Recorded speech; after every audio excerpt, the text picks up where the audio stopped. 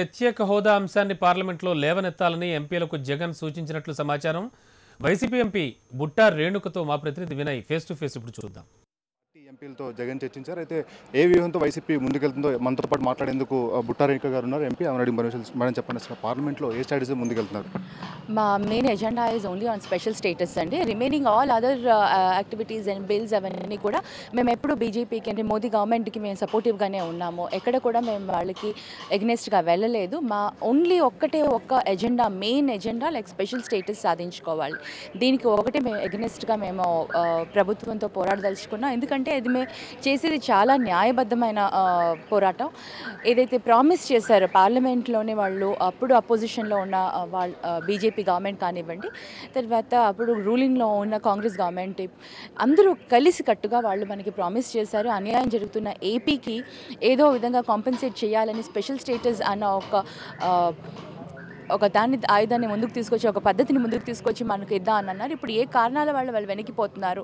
మరి మా strength as YSRCP మా స్ట్రెంగ్త్ చాలా తక్కువగా ఉంది. కాబట్టి మేము తప్పకుండా దీన్ని అయితే ప్రొటెస్ట్ చేసుకుంటూ వెళ్తాము.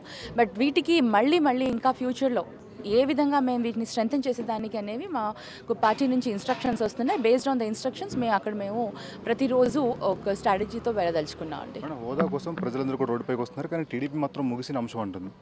ముగిసిన అంశం వాళ్ళకి అవ్వచ్చు అండి, కానీ ఎందుకంటే ప్రతి ఒక్కరికి కూడా పక్క రాష్ట్రాల వాళ్ళు, నేను నిజంగా కవిత గారిని అభినందిస్తున్నాను, తనకి ధన్యవాదాలు తెలియజేసుకుంటున్నాను.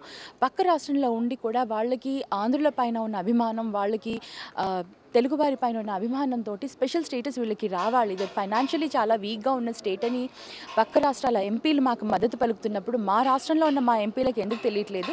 రాష్ట్ర ప్రభుత్వం ఎందుకు గుర్తించట్లేదు? మరి మొదట్లో ఏదైతే అన్నారో సీఎం గారు ఏదైతే అన్నారో లైక్ స్పెషల్ స్టేటస్ 5 yearsకి సరిపోదు, మాకు 15 yearsకి రావాలి.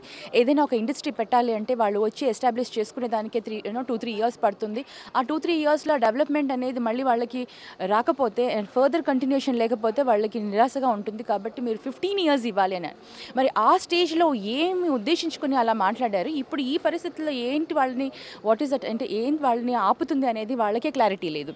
ప్రత్యేక హోదా కోసం వైసీపీ మొదటి నుంచి కూడా పోరాటం. మీ అధినేత జగన్మోహన్ రెడ్డి మా పార్టీ ఎంపీలతో కూడా రాజీనామా చేయిస్తామని చెప్తున్నారు. ఈ స్ట్రాటజీ ఇప్పుడు ఏమన్నా అమలు చేయనున్నారు?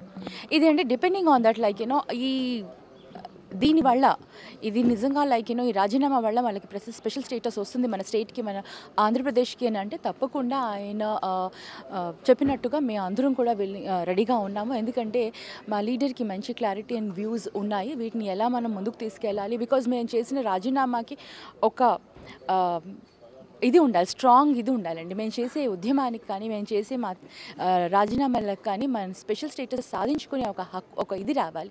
ఆ మూమెంట్ వచ్చినప్పుడు డెఫినెట్లీ ఆ పరిస్థితుల్లో మేము అందరం కూడా రాజీనామాకు సిద్ధంగా ఉన్నాం.